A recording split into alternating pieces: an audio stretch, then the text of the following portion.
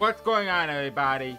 This is AubreyTendo here. So, I haven't really done a Pokemon Radical Red challenge in like months ago, like I think 7, 8, whatever it is, months. And so I have been taking a break with Radical Red for the time being to do other things. But now, I think it's time we actually go right back into doing Radical Red. I want to try to get Radical Red out more frequently, but it does take time to actually do these challenges, so you guys are going to have to be a little bit more patient with this one. But with that said, Radical Red will be continuing, and I will be continuing on doing every single type, as well as trying to do all the gym leaders. But before we continue on with this video, if you guys do like this video, then like the video down below, subscribe to the channel if you're new, and click the bell for notification. All of them are free, and it helps show your support to the channel. And also, go follow me on Twitter and Instagram. All of them are linked in the description below, which you guys should go check out. And it won't shock you guys in the butt. Take a mind to might. But now with all the introductions out of the way, let's jump right into the challenge. But before we show off what our team is going to be, I want to say that we are going to be using the Tennis Surge's team to take on the Elite Four with. The Tennis Surge's team I'm a little bit concerned with because it's basically Surge's team with some of the Pokemon that he uses in the games, and his team isn't really the best going into the Elite Four with. So we're going to be trying to make use of his team, and hopefully we actually do really well with them. But now with all the introductions out of the way, it's time for us to hit it with the Thunderbolts, because it's time to meet our Lieutenant Surge team. First things first, we got Thunderbolt the Raichu, aka Lieutenant Surge's 8th Pokemon, holding the Choice Scarf and having Timid for its nature. This is Timid's mostly going to be very important in regards to getting up our speed, and we have Static for its ability, which is basically the best ability for a Raichu, and it has the moves Fake Out, Pin Power Fire, Thunderbolt, and Extreme Speed. I want to say this right now, movesets and items are actually going to be changing a lot more frequently within this Elite Four. Most of that can be between the fact that some of these moves and items don't work against certain Elite Four members. So because of that, I actually want to try and be pretty consistent when it comes to trying to help counter these Elite Four members, because Radical Red is a really tough task. But anyways, Fake Out and Extreme Speed are priority. Thunderbolt for stab damage, while Hand Power Fire is mostly just there for Lorelei's Ice-type team. Next up, we got Cheetos the Electivire, which is electric fighting in Radical Red, holding the Assault Vest and having Jolly for its nature. It has Motor Drive for its ability, which is the best ability that it can have, where if it gets hit by an electric type move, its speed will increase. And it has the moves Plasma Fist, Ice Punch, Close Combat, and Bulldoze. Really the standard moveset for Electivire, and I think this might be the pretty good moveset going into this Elite Four with. Next up, we got Bridge, the Madness Zone, holding the Citrus Berry, and having the Calm Nature. The Calm Nature is supposed to raise the special defense while also helping us go against the special attackers. We have Sturdy for its ability so that we could survive at 1 HP. We have the moves Miracle, Thunderbolt, Flash Cannon, Thunder Wave. Miracle would be really nice for against special attackers to deal back double the damage. Thunderbolt and Flash Cannon are obvious, and Thunder Wave for paralysis. Now, we're turning back to the team. We got Laser the Manectric, with the Manectric guy as our Mega Pokemon, and having Timid for its nature, and Static for its ability, but when a Mega evolves, it gets Intimidate. And with the moves, Pin Power Ice, Eerie Impulse, Thunderbolt, and Flamethrower. Same moves as before, but I decided to put in Eerie Impulse as a way to lower the special attackers sharply so that we can have a much more easier time trying to deal with them without them dealing a lot of damage to us. Once again, we're turning back to our team as well. We got Light the Lantern, pulling the leftovers, and having the calm nature. Again, basically helps against special attackers. And we have Voltostorm for its ability for us to help to deal against electric types. And with the moves Parabolic Charge, Stockpile, Scald, and Ice Beam. I decided to use Parabolic Charge mostly because as a way to be like a electric version of Giga Drain, which would help us a lot more than Thunderbolt or Volt Switch does, especially when we have Stockpile to help us try to take more hits. And now for probably the most surprising member we're going to be adding to our team. We got Legends, the Pachirisu. That's right, we'll be using a Pachirisu on our team, holding the Life Clay and having the Timid nature. And the reason why I'm using Pachirisu is because we have Prankster for its ability, so that we can get a +1 priority with our non-attacking moves. Well, except for Agatha with her Grimmsnarl or Zoroark, depending on which team we're going to be facing her with. But I choose. Legend has the moves Thunderbolt, Light Screen, Thunderwave, and Super Fang. Reason why I didn't teach you a Flash is because I'm going to be facing Lorelai's Ice-type team, so I want to try it with Outdoor Flex. Thunderbolt as a way to try to get some bit more damage off, Light Screen for special attacks, Thunderwave for paralysis, and Super Fang for obvious reasons, because Pachirisu isn't really a fast attacker, so I want to actually have like a move that can actually help it, and I think Super Fang would actually be probably the most useful out of the attacking moves. But now with all the introductions out of the way, let's jump right into Elite 4. And hopefully, Elite 4 actually turns out to be kind of easy for us. That is a big hopefully. So, starting off the Elite 4, we're starting off with Lorelai. And I decided to face against her Ice-type team, because that's actually a little bit more difficult than a Water-type team, because we end up having the type advantage against it.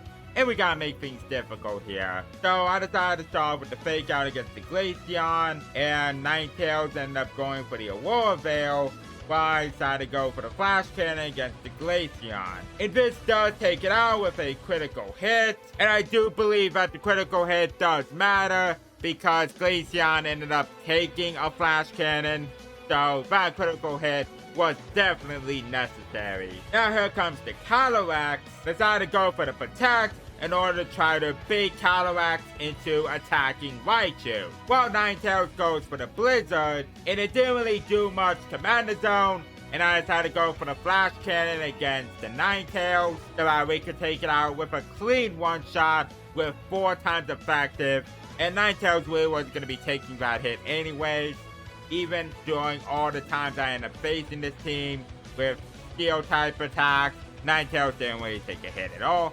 And Calyrex did go for the Glacial Lance like I basically expected. And it is holding the Choice Band, so that Glacial Lance actually did a lot of damage. And now here comes the Azumarill, and I decided to go for the Thunderbolt against the Azumarill in order to deal a good number of damage to it, and we end up getting a Paralyze against it, which really good, really lucky, and I went for the Thunder Wave against the Calyrex to slow it down to hopefully get it for a Paralyze. And then Calyrex basically went for the Glacial Lance, and it took out both Mana Zone and Raichu, and it got a +2 attack from the As 1 ability, and thankfully Azumarill got for a Paralyze, but that didn't really matter that much.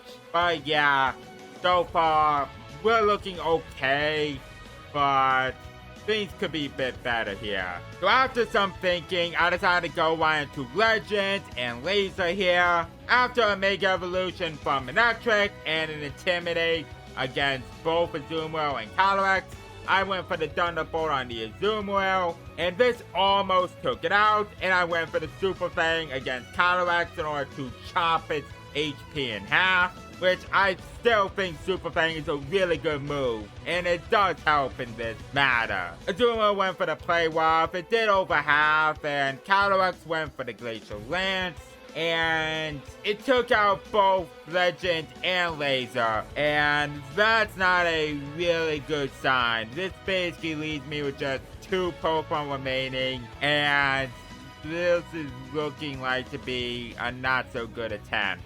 My last 2 Pokemon are Cheetos and Light, and so I basically have to make use of what I got. I want to take out the Calyrex really quick because it's basically the biggest threat currently on the field. So I went for the close combat and went for the Scald on it, and it almost took out the Calyrex, but thankfully both Azumarill and Calyrex are both fully paralyzed, so that's really good. And Cheetos is holding the Choice Scarf, so because of that, I'm pretty much locked into close combat going forward, so I'm gonna have to make use of that. So I took out the Calyrex of a close combat, and I went for the Parabolic Charge, and this actually does hit my Pokemon as well, and because I end up having Motor Drive, it increases Cheetos' speed, so now Cheetos is probably going to be outspeeding the other Pokemon, aka the Mega Abomasnow that's coming out, which has Slush Rush, and Duodam, which I don't think is going to be that much of a problem. So after Lorelei Mega evolved to Abomasnow, I went for the close combat on the Abomasnow, and it almost took it out. And Abomasnow went for the Focus Blast on Cheetos, and because I'm -3 special defense, Cheetos ain't gonna survive that hit. And this just leaves Light, and I end up going for the Parabolic Charge, and this didn't take out the Abomasnow, and so unfortunately I think there's gonna be a loss here. So Abomasnow went for the Energy Ball, and I ended up surviving that, which I completely forgot I EV trained Light with special defense, so I was actually pretty shocked I managed to took an Energy Ball, and we went for the Scald on the Abomasnow, and got the Clutch Burn against it. I was like, oh man, that's really good. And now because of the burn, Abomasnow gets taken out, and it just leaves Rotom, and because I have Volt Absorb, it's stuck with only going for Hydro Pump. So I have to hope Hydro Pump doesn't get a crit. So I have to keep going for a Parabolic Charge and try to keep whittling down Rotom, because that's basically what I'm going to be stuck with, because Parabolic Charge is basically the best move to use against Rotom. And I can't really set up any stockpiles because I'm basically on low HP, so it's not really a good safe option to go for any stockpile. So I'm basically stuck into using Parabolic Charge. So I'm getting some leftovers back up, and then Rotom goes for the Hydro Pump, and it does not as much damage, and I'm actually able to recover at least a good amount of that HP damage.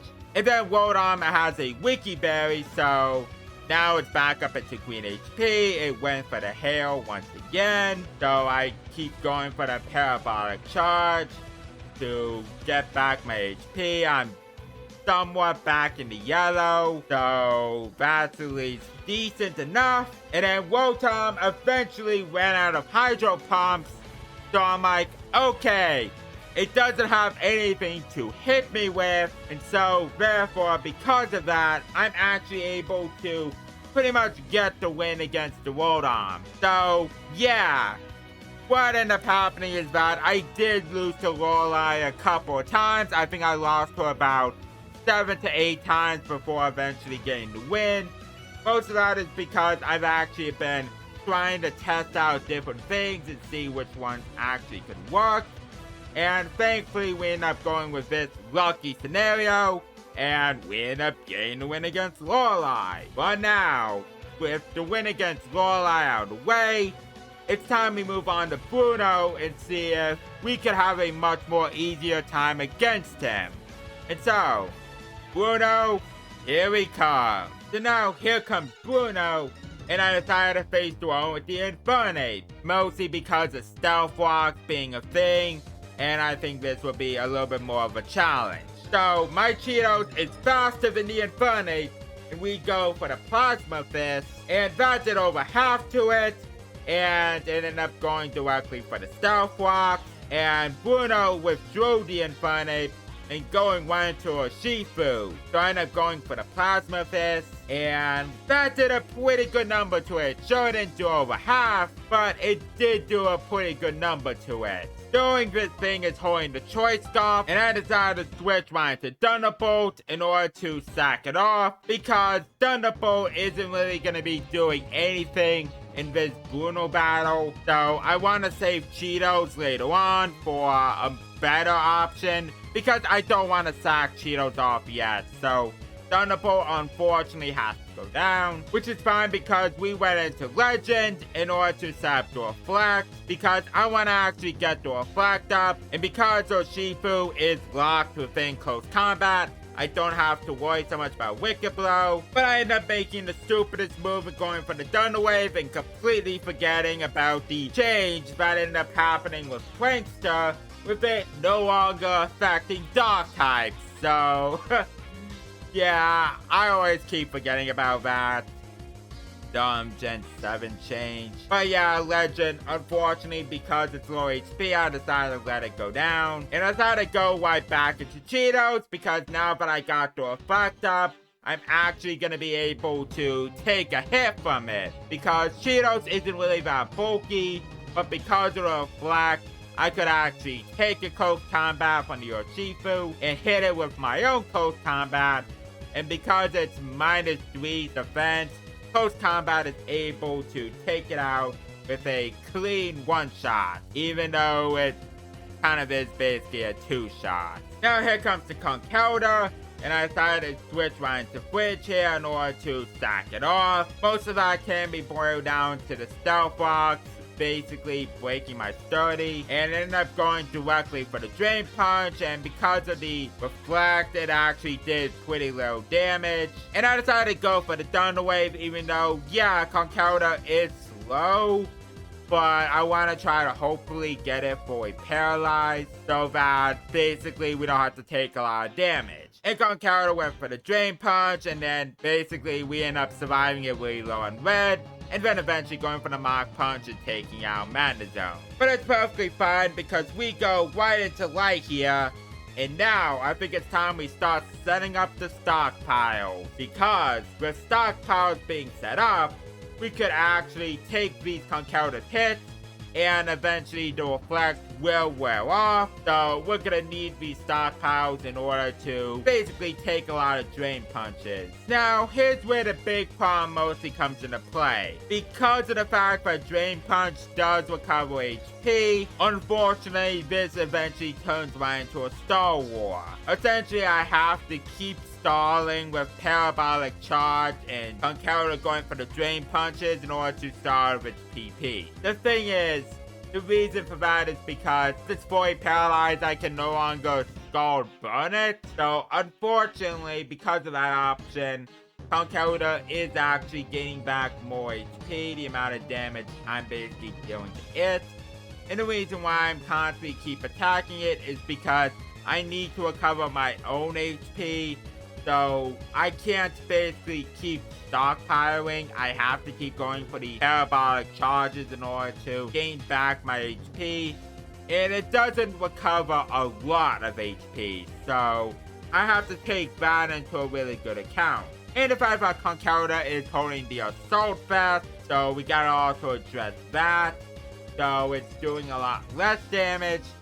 And the obvious thing is a critical hit. Because if it gets a critical hit, then that's a big problem. So I have to really think about this very cautiously, and I have to hope that Conkeldurr doesn't get a crit. Because a crit would do me in. And yeah, that would not be a good sign there. But a fully paralyzed would always mostly help a lot, because then I wouldn't take pretty much Drain Punch damage each and every turn. So therefore I could just keep Parabolic Charging to hopefully gain back my HP, so that I could take these Drain Punches a lot better. And pretty much that's what it ended up becoming. It just eventually became like a Star War, where basically I have to drain out of its I have to drain its drain punches. Yeah, I had to make a pun there. It was just so funny. But yeah, I have to make a joke there. And Conkeldurr would eventually land a critical hit. And thankfully, I actually do take it because of the HP that I end up recovering. But now I do know that if I get another critical hit against me, I'm basically dead. So that's not good. So after some thinking and taking some time off for a bit, I end up going for the parabolic charge. And again, I'm not doing a lot of damage, so I gotta take that into an account. And basically it's just mostly me just going for the parabolic charges. But thankfully, Conkeldurr ran out of drain punches, so that is basically a really good sign there, because now Conkeldurr is no longer going to be recovering HP. So taking it out is actually going to be a lot more quicker now. But now I have to hope that Mach Punch doesn't get a crit, because I can't afford more crits. Because if I get more critted, then Light is eventually gonna faint to whatever next Pokemon Bruno is gonna send out. So that is gonna be the issue. But thankfully, Mach Punch isn't doing as much damage compared to Drain Punch. And because of Parabolic Charge and Leftovers, I'm able to recover more HP than how much Conkeldurr is doing to me with Mach Punch. And that is basically a really good thing. And then eventually we actually do take out the Conkeldurr with the Parabolic Charge. And we did recover a good amount of HP. So we're back up at the green HP bar, and that's good. And now out comes Kommo-o, and I don't have Ice Beam, so this is where we get to a massive problem. It then went for the Clangorous Soul, and it boosts all of its stats by 1, and ended up having the Throat Spray, so it increases special attack even further. So that's basically gonna be a bit of a problem, because stockpile only really goes up till B. So because of the Throat Spray, it's now basically at +2 special attack. So I gotta take that into an account, and that's not a good sign. And it then went for another Clangorous Soul, and I'm like, oh no, it's at +3 special attack. So now basically it's pretty much at the exact same stats as what I'm currently at. And it's also +2 special defense as well. So now it's going to be taking these hits further. And for some stupid reason, Bruno switched Kommo-o out into Zacian. And I'm like, oh man, that's actually really good. Like, Bruno basically made the biggest mistake in his entire career. And Zacian did go for the Sword Stance, but after that switch, I don't see myself actually losing this battle. And most of that can be because I was the most afraid of Kommo-o, but even though close combat from Zacian at +3 is doing a good number of damage, I'm still a little bit concerned that Zacian might take out Light, but we end up getting the clutch Fully Paralyzed, and we took Zacian out with a critical hit. So with Zacian down, Kommo-o's paralyzed and low HP, Infernape at low HP, and Lucario's the only one I'm mostly concerned with. I ended up going for the Scald with Light, and Kommo-o went for the Clanging Scales, and it didn't really do that much damage. And Bruno might have gotten a win here if he didn't switch Kommo-o out, but he ended up switching it out, made the most stupidest move, and because of that, we took out Kommo-o, leaving Bruno down to just 2 Pokemon remaining. And now here comes Lucario, and obviously we gotta go for the Thunder Wave. We gotta try and slow it down to a halt so that we could hopefully outspeed it. But Lucario is a pretty fast Pokemon. It went for the Sword Dance, and I got the Thunder Wave off against it. And Lucario's still faster, and it went for another Sword Dance, so now it's at +4. So that's a little bit nervous, but because it's fully paralyzed, and Lucario is not really a bulky Pokemon, and it actually got fully paralyzed. We ended up going for yet another Scald, and Lucario's currently on the red, and it got another lucky paralyzed, and I'm like, oh my gosh, I'm actually really lucky during this battle. And we took out Lucario, and this just leaves Infernape. And I'm like, we got this. We got this battle. Infernape goes for the taunt, but it doesn't really matter. We go for the Scald, and we took out the Infernape. And funny enough, this is actually my first attempt. Yeah, this is actually my first attempt against Bruno for this challenge. And I beated him. So I'm like, okay, we got a really good first attempt against Bruno. And now, can we replicate this with Agatha? And Agatha is going to be difficult, so let's see if we could actually replicate what ended up happening here to apply it to her. So, let's go. Alright, so here's Agatha, and she's going to be leading off with Grimmsnarl, while I start off with Bridge.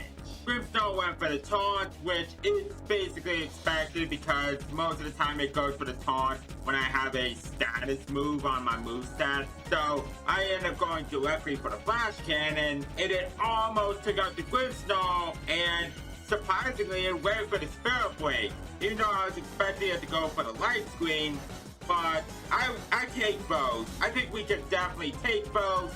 And even though we did get a special attack drop, we did take out the Grimmsnarl before it set up any of its screens against us. Next up is Hydreigon, and I end up switching out Ryan to Cheetos, knowing that it's going to be going for a fire-type move, aka Flamethrower. And when I try to go for the close combat, I can first switch out Hydreigon into Spectria, essentially knowing that I was going to go for a fire-type move. This is basically the AI cheating.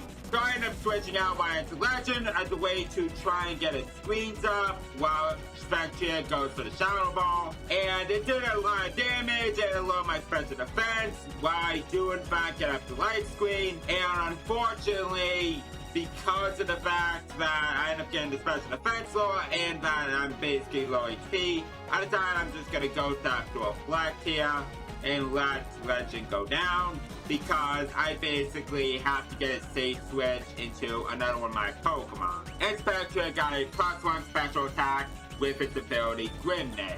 I went right into Bridge here, essentially wanting to go directly for the Miracle. And Shadow Ball did a pretty good number and it got a special defense law, and with a Miracle, it didn't take out the Spectria. So that's a pretty big problem.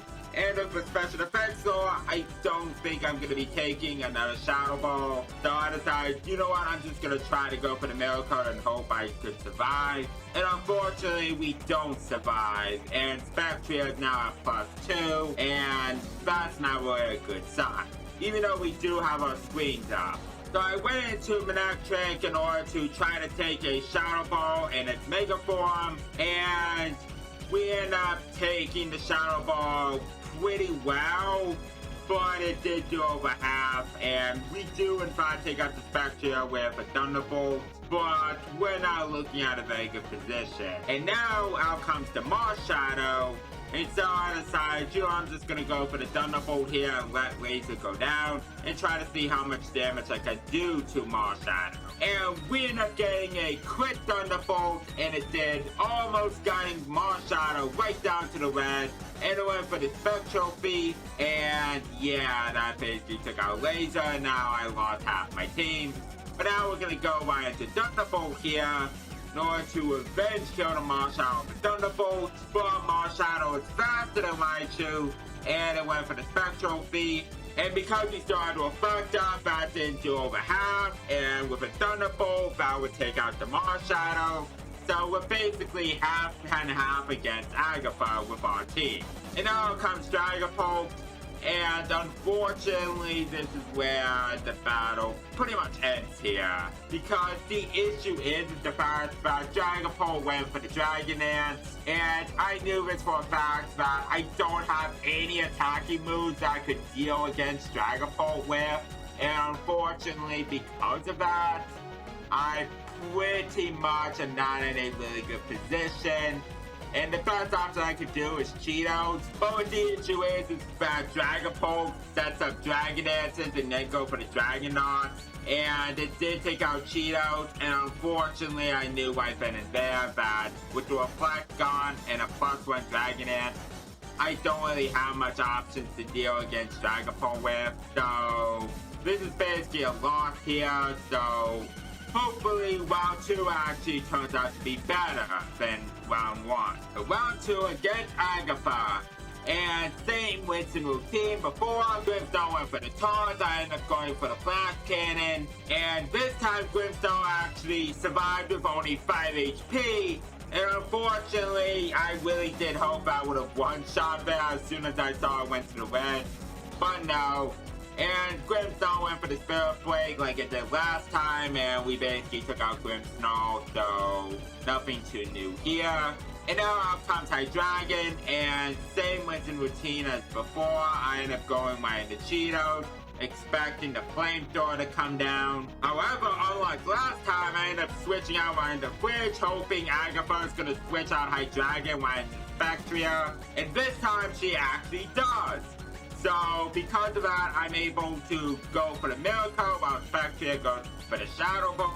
And we took that at pretty good HP. And now for Citrus Berry with us restoring our HP. We end up going right for the Miracle here. And it almost took out the Spectria. So I was like, okay, Spectria lived on red. And I had decided to switch right into Legend here, knowing that I could take a Shadow Fall from the face with this Spectria. And so I switched right into Legend, knowing the fact that I'm going to be taking a Shadow Fall, and I decided to go right directly for the Light Screen. And we ended up getting hit from that Shadow Fall, surviving, and going to have another special defense Sora. But that's fine, I decided to go for the Thunder Wave, hoping that it would get a fully paralyzed. But it didn't, and basically Legend goes down. But now Spectria is paralyzed, so therefore we have a much more easier time of outspeeding it. And so I end up going right into Laser here, and we end up going directly for the Thunderbolt, and we revenge killed against Spectria. And now with 2 Pokemon down, we're looking pretty nice right now, while Agatha goes right out into Marshadow. I'm trying to stay in and go directly for the Thunderbolt, knowing that I'm going to outspeed it. And Thunderbolt did over half to the Marshadow, and Marshadow went for the Spectral Thief. But I could actually take a Spectral Thief without a bulk up boost, and I did take that within 98 HP, and knowing that I'm basically can survive a Shadow Sneak. Unfortunately, I didn't survive the Shadow Sneak, and that really sucked. I was hoping I was actually going to take that, but unfortunately, that wasn't the case. And so I went right into Thunderbolt here because I don't want to go right into Cheetos, expecting to get hit with the Shadow Sneak. So Marshadow went for the Spectral Thief, and yeah, I did a lot of damage to Thunderbolt. Thunderbolt isn't really that bulky at all. We ended up surviving that with 37 HP, and we got paralyzed with Static, but it didn't really matter anyways, because with this Thunderbolt, we actually did take out the Marshadow. So if Marshadow gone, out comes Dragapult, and knowing that Dragapult is going to take me out anyways, I decided to let Thunderbolt go down in order to get a safe switch right into Cheetos here. And now with Dragapult not having a Dragon Dance up, we can outspeed it and go right for the Ice Punch while we're holding the Choice Scarf. And Ice Punch did a pretty good number to the Dragapult. And with a Dragon Dart, yeah, Cheetos isn't really going to survive either because Electivire isn't that bulky of a Pokemon either. And so I went right into Fridge here, wanting the Life Form from Dragapult to keep lowering in its HP so that it does actually take it out much more faster. And it ended up going for the Phantom Force, and after hitting it, we basically survived with 39 HP. And we took out the Dragapult with a Flash Cannon, and now here comes Hydreigon, and this is where we do get into a bit of a Star War here after Fridge gets taken out of a Dark Pulse. So we sent out Light, and Hydreigon went for the Dragapult, and we ended up surviving that pretty well, ended up going for the Thunder Wave so that we could be able to outspeed it.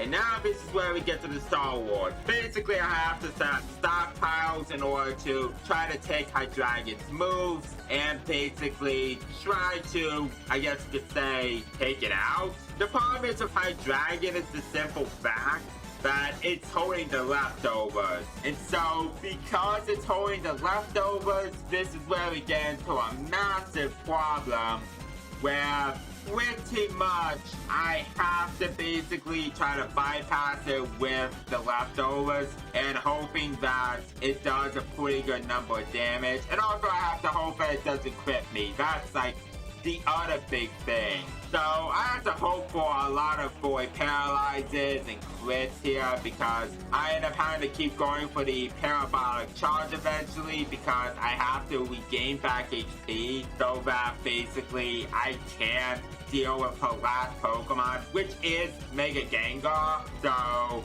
because of that, I have to deal with that one, and it does have nasty plots, so because of that, it could actually try to set up and sweep me. But this is really the only option I have now in order to try and take out Hydreigon. So I have to really hope that it doesn't crit me. And that's kind of where most of the battle with Hydreigon pretty much ends here. Is that basically I have to keep going for the parabolic charge while it keeps going for Dragon Pulses, Dark Pulses. Like it's going for all those moves. And again, essentially, this is where we basically have the entire stall thing, so I basically am fast forwarding directly ahead until we basically take out the Hydreigon, which thankfully Hydreigon didn't get a crit against me, and so after like, I don't know, 5 hours later, I guess you could say, we basically took out the Hydreigon.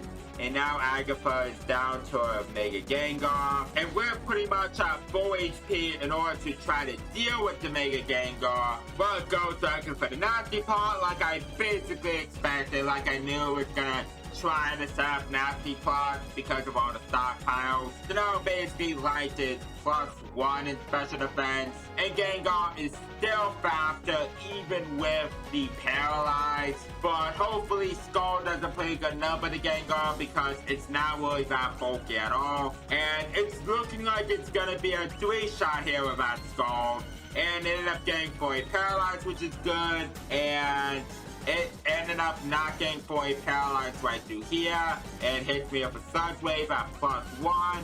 And it didn't do over half. And with one more Skull, we end up taking out the Mega Gengar, and we beat it Agatha on our second attempt. So yeah, Agatha, while we did lose to her on our first attempt, our second attempt, she wasn't really that bad. Even though we basically had to have an entire stall thing with Hydreigon. But thankfully, it didn't really make any lot of differences unless it got a crit against me.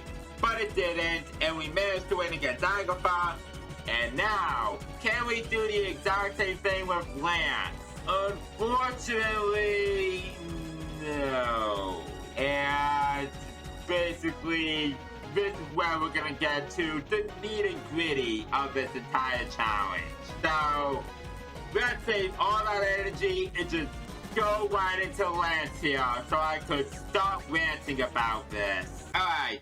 So, for Lance, I'm basically just going to be showing you a fast-forward montage on basically everything that ended up happening, and this is basically the big issue here. With Lance, I ended up having to spend a total of 3 hours trying to beat him with so many failed attempts. The issue is, I decided to face his Garchomp team because my team is basically set up to deal against the Garchomp one because of Draco Soul. But this is where we get to the problem. Primal Dialga is a massive problem with War Time, especially when I have the air balloon. So because of that, with Draco Soul's Earthquake, once I go right into life with the War Time, my air balloon just immediately pops. And so, because of that, that's a really big issue, and that basically leaves me completely vulnerable to Earthquake. And the issue is, Draco Soul's Earthquake, it's holding the Choice Scarf, it would completely decimate my entire team. And that's basically what I'm pretty much afraid of. And that's where things just gonna fall apart here. Because of the fact that essentially, Garchomp would keep setting up Stealth Locks, and as soon as Stealth Locks comes out, I knew with Primal Dialga, it's just gonna keep war timing away my team. And basically, there were a few moments where I actually tried to get a Meal Coat off of Mana Zone, but unfortunately, it just keeps going for war of time as soon as Stealth Locks have been set up. It just doesn't click Flamethrower. And so because of that, I can't Meal Coat against it. And because of rest, Super Fang essentially weakens it a lot more. And so because of that, Super Fang wouldn't really do a whole lot.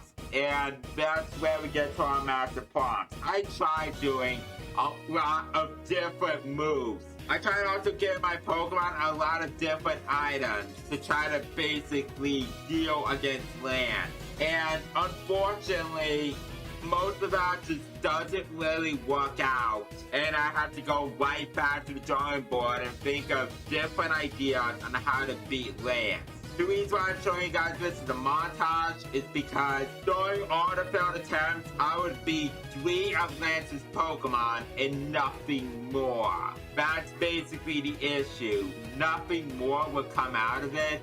And I'm basically the definition of dead meat. That's basically the issue. And again, I had to try so many different things. It just got so tiresome and I was getting frustrated. There was a moment where I took a break so that I could order Domino's myself because I was starving. And I wanted to try to finish the challenge before I ate something. But Lance was just so difficult to where I basically just took a break. And that's the big thing is that Lance, I'm just gonna say right now, he's the most difficult one for this challenge by far. Even the champion wasn't as difficult compared to Lance. I know I have to spoil that, but it's just so that prevalent. But I have to bring that up because it's just so frustrating just how many failed attempts I had to do against Lance. I had to try to think of so many different things to try to see what could work against him. And basically, there was a moment where I almost won, which I'm gonna show you guys and do a auction about it, but basically, it didn't almost get, I was gonna say it didn't do very well, but it almost gave me the win, so that's at least a good sign there. So I was on a pretty good track here. So I have to think of different ideas as well, because the issue is with Garchomp is that pretty much it's always gonna stack the Stealth Lock, unless I get like Ice Punch Freeze, which Ice Punch throughout this entire time, it never froze once.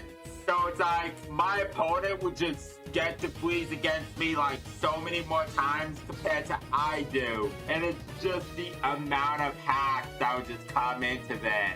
It's just so frustrating. This entire battle was so frustrating. And pretty much I'm just spending like so many minutes just ragging on about this entire thing, because it's just how frustrating this entire battle was. But now I'll get to the battle where I basically almost got the win against, and I'll talk about it before I talk about my winning battle. So here's the almost win battle against Lance. He sends out Garchomp before I go right into Cheetos here.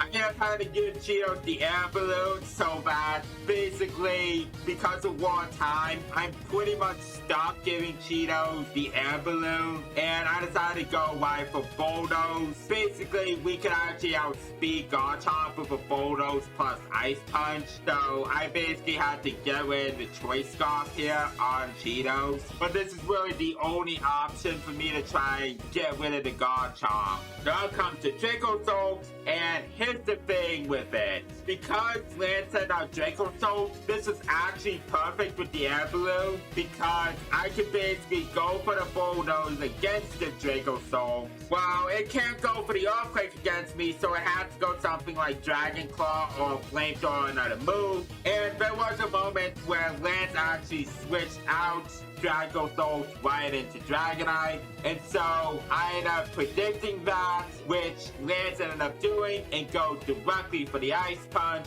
to deal over half to the Dragonite, and decided to let Cheetos go down here. But because of the fact that Draco Soul and Dragonite are currently pretty low HP, that's still a really good moment there, and it didn't have a Dragonite up, so that's great. I end up going right into Light here in order to go for the Ice Beam, while Dragonite goes directly for the Earthquake, and it basically almost took out Light, which it almost did, and with an Ice Beam, because it's not set with the Dragonite, we get to take out the Dragonite, and now here comes Primal Dialga, and because it got the Stealth Box up, pretty much War of Time is just gonna destroy me. I end up going directly for the Thunder Wave here, so that we could basically get it paralyzed, and War of Time coming down, and that would take Light out. But we do get a safe switch right into Legend here to get out the Light Screen, and Dialga actually does go for the Flamethrower. And I was like, okay, that's actually pretty good, while Legend goes directly for the Super Fang. Yeah, sure, Dialga has rest, but Super Fang is basically needed in order to deal a good number of damage to the Dialga, aka half its HP. And it ended up going for the War of Time, and we end up switching right to Thunderbolt here. I decided to go for the Priority Fake Out, while also going for the Thunderbolt against it. And Dialga goes directly for the War of Time here, and it went right into Flinch here. So because of that, I decided I'm just gonna go for the Flash Cannon here, hope for the special defense drops, because I'm not gonna go for the Miracle because rest is pretty much a thing. And Dialga actually does go for the Flamethrower, and we are having the Light Screen up, so I'm just gonna keep going for the Flash Cannon here and hope that it doesn't go for the rest. And Dialga basically went for the Flamethrower, and we ended up surviving it courtesy of the Light Screen. And with one more Flash Cannon, we actually did take out the Primal Dialga. So it's like, okay, good. We took out half of Lance's peak so far. And now comes Draco Soul, and I decided to let Fridge go down because I want to see what Draco Soul's gonna go for. It ends up going for the full peak. So it's like, okay, good. It ends up going directly for full peak here. I end up getting some damage off with the Flash Cannon, and I decided once again I'm just gonna let Fridge go down while Draco Soul takes me out with the full peak. And I end up getting Fridge to Rocky Helmet so it could deal physical damage. And I'm going right into Thunderbolt here in order to go for the Priority Fake Out and take out Draco Soul. So that's 4 of Lance's Pokemon down, and now out comes Melmetal, and I'm going to set up to Reflect here because Melmetal is a physical attacker and it goes for the Double Iron Bosch because it knows it's gonna take it out without going for the Earthquake. But because of the Reflect, I end up surviving it, and we got the clutch static against Melmetal. And decided I'm just gonna go directly for the Thunderbolt here to try to get some damage. Melmetal is holding the Assault Fast, and so because of that, Thunderbolt really wasn't gonna do a whole lot of damage. But it's still a pretty good number despite holding the Assault Fast. I go right into Legend here and try to go for these Super Fangs in order to take out Melmetal's HP down so that it can make it easier for me to take it out, while Melmetal goes for the Earthquake, and Legend does get taken out. And that just leaves Slaze over here to try to deal against the Melmetal and against his last Pokemon, which is Mega Salamence. I end up going for the Flamethrower, and this does take out the Melmetal, so now it's down between just Laser and Salamence here in order to get right through to land. But I already stated in the beginning of the video that unfortunately this ended up becoming a failed attempt. And it was very close. I'll show you why it was very, very close. I went for the Hidden Power Ice, and despite it being 4 times effective against Mega Salamence, And Salamence isn't the most bulky Pokemon on the planet. It basically survives the hit power ice, gets a Dragon Answer, and my Reflect ends up wearing out, and it goes for the Earthquake, and a one-shotted Laser. I was so close. I was just fuming. I was so close to beating Lance. But because we got Lance down to his final Pokemon, I think we could basically have a much more easier shot to deal against basically his entire team now. So we know what we have to do. We just have to hope to get lucky. So now, the winning battle against Lance, I know what to do. Lance starts off with the Garchomp, and once again, we start off with Cheetos here. Same thing I mentioned before. Garchomp goes for the Stealth Rock. I end up going for the Bulldoze in order to drop its speed down so that we can be able to outspeed it, because Garchomp is holding the Focus Sash. And with a Bulldoze plus an Ice Punch, we basically take out the Garchomp, and so that's one of Lance's Pokemon down. And now here comes Dracozolt, and this time Dracozolt went for the Flamethrower, and that's so much better than going for the Giant Claw, because it's a special attack, and Dracozolt's special attack is not that great. And with a Bulldoze, we basically didn't do half to it, but that's still good because we end up beating a switch out right back into Dragonite, and we end up going directly with the Ice Punch. And same thing, it did over half to the Dragonite, and Dragonite ends up going for the Extreme Speed, knowing that I'm pretty much faster than it. And this time we end up surviving the Extreme Speed, and with an Ice Punch, we took out the Dragonite with the multi-scale now broken. So that's two of Lance's Pokemon down. And now out comes Dracozolt back out, and I decide I'm going to be switching around the fridge here so that I could preserve Cheetos for later and to see what Dracozolt is going to be going for. And Dracozolt went for the Dragon Claw, and it's like, okay, good. I decided, I'm going to predict the switch here and go for the Thunder Wave, and it actually works. Lance switched Dracozolt out right into Dialga here. And so we end up getting a free Thunder Wave off. And knowing Dialga is just going to keep going for War of Time because of the Stealth Rock. So I end up going for the Flash Cannon to deal some damage to it. And we end up switching right into Light here.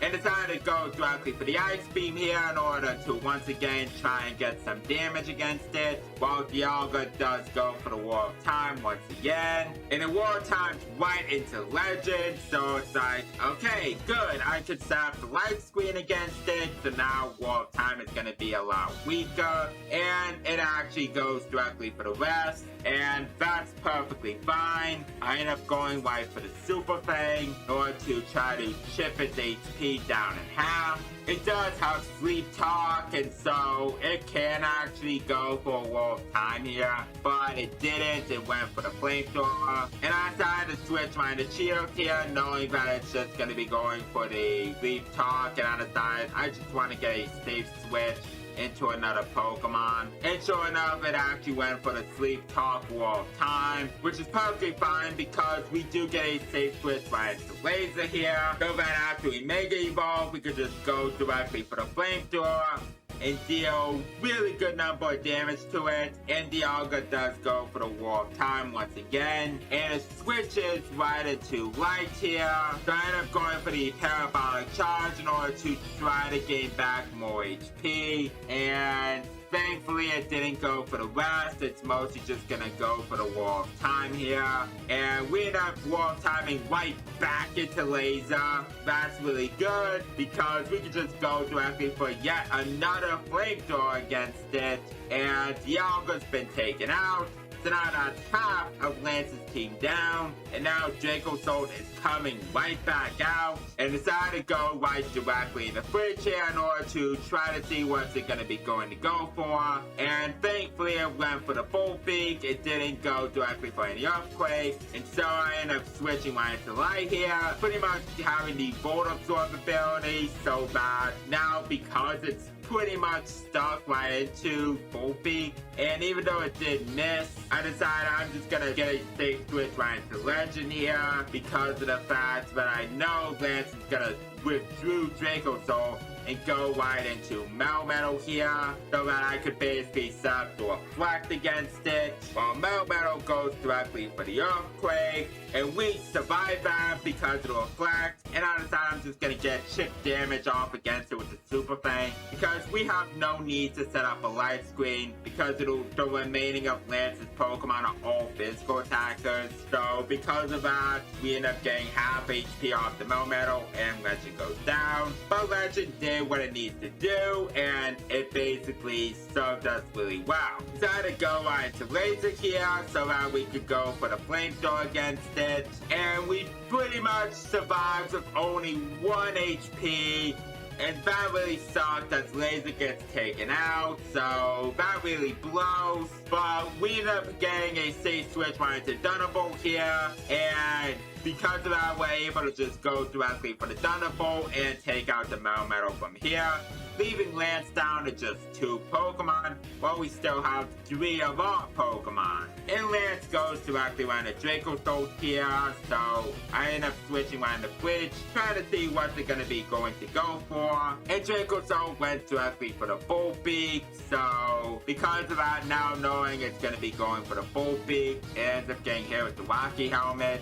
I end up deciding to switch right directly into Light here, and Bull Beak ends up hitting, and we got HP restored with Volabsorb, and I was expecting Lance to switch Draco Soul out, but he ends up staying in, and because of that, I end up going for the Thunder Wave, which didn't affect Draco Soul. And this is one mistake I basically did make, is that if Lance is just gonna stay in anyways, I should just set up stockpiles against the Draco Soul, so that once we have to make assignments to deal with, pretty much even at +1 Dragon Dance, I could take its Earthquake really well, and so because of that, it basically ends up having a Mega Salamence with pretty much no stockpiles against it. So Salamence ends up going directly for the Dragon Dance here, which is something I should have went for the stockpile with, and I ended up going for the Thunder Wave and getting Salamence paralyzed, so it's like, okay, I just had to hope for the early paralysis here, but unfortunately, Salamence went for the Earthquake and didn't get fully paralyzed, and pretty much full HP, I just immediately get one-shotted with +1 Dragon Dances. So it's like, I should have set up a stockpile against it. That was my own bad. I ended up going right into Thunderbolt here because Thunderbolt would basically outspeed a paralyzed Salamence, go for a priority fake out, and now after getting some chip damage, decided to go for these Thunderbolts, and Thunderbolt did a really good amount of damage to Salamence. And we ended up getting a clutch for a paralyzed, and Thunderbolt went for the Thunderbolt, and Salamence almost got taken out, but it went for the Double Edge. I was like, finally! Double Edge would take itself out to recoil. So now we actually got to win against Lance. So I was like, thank God. After like 3 hours and a break to eat Dominoes, we basically beat Lance. It's like, man, that was so frustrating. I'm so glad we managed to beat Lance, but we still have the champion to do. That's not the champion battle. So it's like, we at least beat Lance. So thank God for that. So now, we got a Toilet we have to deal with. So, can we beat Toilet and become the champion of the Lieutenant Surge team? Let's find out. So now, here comes Toilet. He leads off with the Pheromosa, and I end up leading off with Legend. I decided to have to reflect against it so that we could basically take its physical attack, and Pheromosa went directly for the close combat, and that didn't do half to the Legend, because Legend is a legend like its name implies.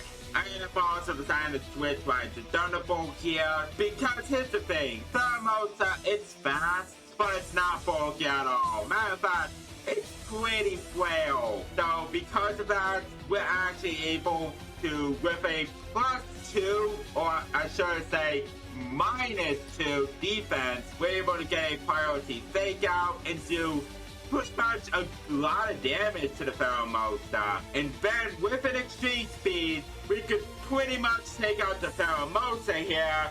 And so that's one of Toilet's Pokemon down, and we still have 5 to go. Here comes the Mega Metagross. And so I decided I'm just gonna go for the Thunderwave against it, but knowing Toilet, he's gonna go for the Ball Punch and take out Thunderbolt here. No, instead he's faster than me and went for the Zen Headbutt. It's like, wow, Thunderbolt is pretty slow against a Mega Metagross. That is saying a lot here. Well, okay, granted, Thunderbolt's not the fastest Pokemon in the world, but still. Anyways, I go right to Laser in order to get the Intimidate against it, because Metagross no longer has Clear Body in its Mega form, so we're able to lower its attack, and we are faster than it, and go right for the Flamethrower, and that did a lot of damage, and we got to burn against it. So that's really good,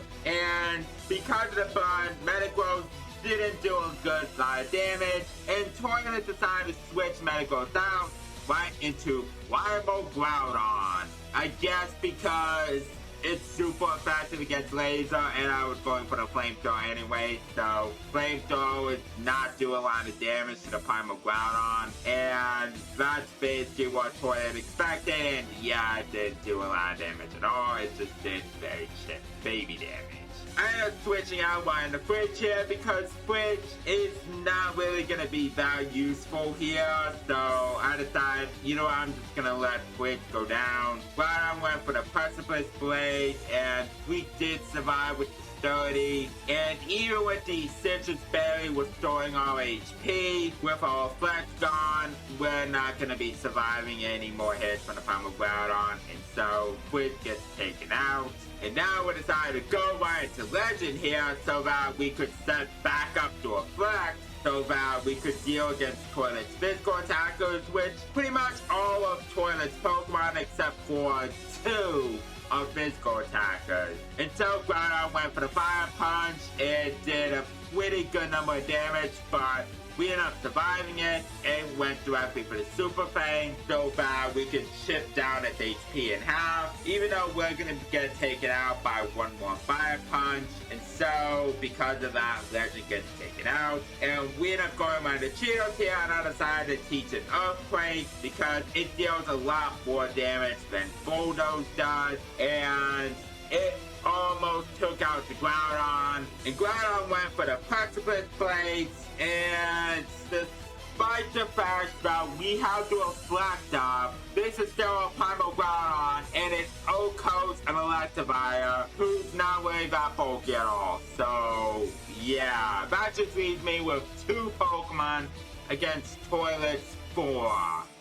That's really not good. I end up going right into Laser here and going directly for the Hidden Power to take out the Groudon, and that basically leaves Toilet with 4 Pokemon remaining, but he does have a Metagross that's currently burned, so that's basically easy fate there. So really, I just have to deal against 3 of Toilet's Pokemon, and this is where Eerie Impulse comes right into play here. Because of Eerie Impulse, it sharply lowers the Voltorb special attack by 2, so that it could do a lot less damage to me. And so that's basically what I'm aiming for, because I want Lights to set up these stockpiles so that we could deal against Toilet's remaining 4 Pokemon. The issue is the fact that I have to hope I don't get critted. That's basically the only problem. But yeah, even with a -4 special attack, Laser still gets taken out. So viciously Lights against the wall. Toilet switches out your Voltorb right into Mega Metagross. I went for the Thunder Wave, which didn't really do anything. And this is where I decided I'm just gonna stop stockpiles, because with Metagross being burnt, it's not going to be doing much of anything, but unfortunately it does get a crit, so that's pretty bad. But I decided I'm just going to set up these stockpiles because I have to set up these stockpiles here.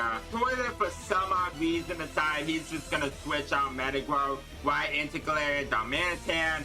Well, I set up a stockpile here, so I'm basically at +2 special defense and defense. Well, I decided to go for the Thunder Wave while Galarian Darmanitan goes for the U-turn, and it U-turns right back into Mega Metagross, essentially wasting my turn with the Thunder Wave. And the fun would take out the Metagross. So Toilet is down half his team, but I still have to deal against 3 more of Toilet's Pokemon. Out comes Galarian Darmanitan once again. I'm currently at +2 defense.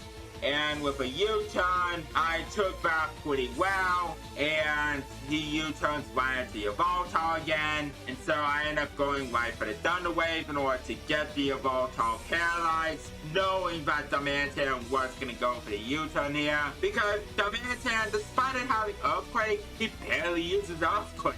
That's actually ironic. And I went for my third stockpile. Yveltal gets fully paralyzed. So now basically I have to go for these parabolic charges because with Primal Groudon out of the way, which is the biggest threat, I could actually do this. With parabolic charge, while Toilet switches right into Galarian Darmanitan, and Darmanitan is not bulky at all, and Parabolic Charge did a pretty good number to it, while Darmanitan U-turns right back out into Yveltal, and so I went for yet another Parabolic Charge in order to try to gain back my HP, and so we end up going for yet another Parabolic Charge. The only downside here is the simple fact that I have to hope I don't get critted. That's basically the issue is. But we're at +3 special defense here against Dark Hole, and because of that, we could actually take it really well if it's not critted.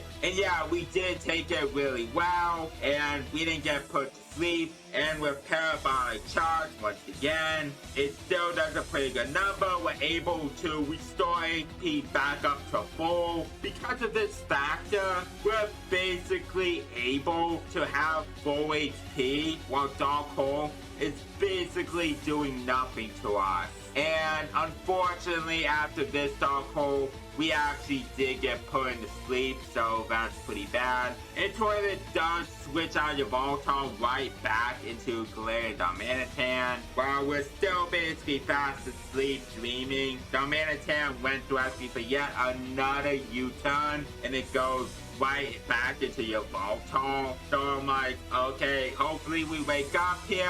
We do. Go for the Parabolic Charge, and this will take out Yveltal, and so Yveltal's down, and Toilet's down to just 2 Pokemon remaining. And we're basically back up to 4 HP, and now here comes Galarian Darmanitan once again. I decided to go right directly for the Thunder Wave here, knowing that he's just gonna U-turn right out. And this U-turn ended up getting a crit, and that did a lot of damage. And he U-turns right out into Eternatus, and I end up going for the Thunder Wave against it, getting it nice and paralyzed to hopefully outspeed it, and it gets fully paralyzed as well. I am going for the Parabolic Charge because I need to restore back on my HP in order to try to deal against the Galarian Darmanitan with, because that's going to be a major issue going into it. And Toilet switches out Eternatus right back into Galarian Darmanitan once again, and it switches right into a Parabolic Charge, did a lot of damage to it, and restored a good number on my HP. And I decided to go directly for the Ice Beam, knowing that he's just going to U-turn right out into Eternatus, and I end up going directly for a super effective Ice Beam directly on it, and this does a pretty good number of damage to the Eternatus. And so we're looking at a pretty good number here. I end up going for the Ice Beam while Eternatus is overflowing its spacing power for special attack load. And it goes directly for the Meteor Beam. And with the Power Herb, how much damage is that gonna do? That's basically very brutal. And looking at animation, it looks sick. it did about 90 points of damage to me. So I'm like, okay, good. It didn't really do that much damage despite looking really cool and devastating. And with an ice beam off, Eternus gets fully paralyzed eventually. And so because of that, we're actually able to take out the Eternus with yet another ice beam. And so that just leaves Galarian Darmanitan left. And so we're looking at a really good position here where we have to hope it doesn't Earthquake crit. Thankfully, it just went for the U-turn, and we basically go for the Parabolic Charge, and Darmanitan is not bulky at all, and we took it out, and Light is basically clutched us for the remaining of this battle. So yeah, Toilets, I will admit, we ended up losing a good amount of time. Most of my losses is because I was testing to see which options I have and try to hope for better results against him. And it took me about an hour to beat him. So it didn't take me as long compared to Lance. So it wasn't as frustrating compared to Lance either. So I just had to deal against the Primal Groudon. And once we got rid of Primal Groudon, everything was kind of mostly smooth sailing from there. So yeah, overall, the attack search team, it was fine. I will admit, Lorelei was a bit difficult. I ended up losing to her like about 7 to 8 times. Bruno was pretty easy. Vagabond, I ended up losing to her once. Lance was incredibly frustrating as hell. And Toilet, it's frustrating, but not as much compared to Lance. So really, Lance was basically like the most annoying one of them all. But yeah, overall, the Tansearch team is actually pretty solid for all things considered. I would say Pachirisu, Electivire, Lantern, Manectric both put in the best work. Manazone did okay-ish. Well, for Raichu, it was just kind of eh. But we have to use it. I mean, it's a Tansearch's main Pokemon. We got to use it. It won't be a search team without Raichu. So, yeah, I will say this team did pretty well for us despite the frustrating amount with Lance. And so, yeah, that's really about it. I will say that Radical Red actually does take a lot of time to actually do. So, it does take me a while to make these videos for you guys. So, I'm glad you guys are at least patient with me when it comes to making these videos. It does take time, but I would say I will try to get them out more frequently because I have other series I do have plans to deal with. So, but I'm still going to be continuing on with Radical Red, so don't think that it's basically over. It's not. I'm still going to be continuing on with these challenges, and I'm going to be trying to complete every single one of them. So that's gonna be looking like a really good thing here. And so, yeah, all in all, pretty fun challenge. But if you guys also enjoy this challenge, then make sure you guys like the video down below, subscribe to the channel if you're new, and click the bell for notification when new videos come up. With everything being free, and it helps show support to the channel, and it makes me want to continue on doing these challenges for you guys to enjoy. Next up, we actually have Erica's team, and Erica, I'm basically not really looking forward to it because Erica's Pokemon aren't really that great, especially when we're having bombs with Surge's team, so we're gonna have to be looking forward to that at least. But yeah, overall, pretty fun challenge, and with all the endings out of the way, I'll see you guys next time for the next episode of me doing the Pokemon Radical Red Gym Leader Challenge.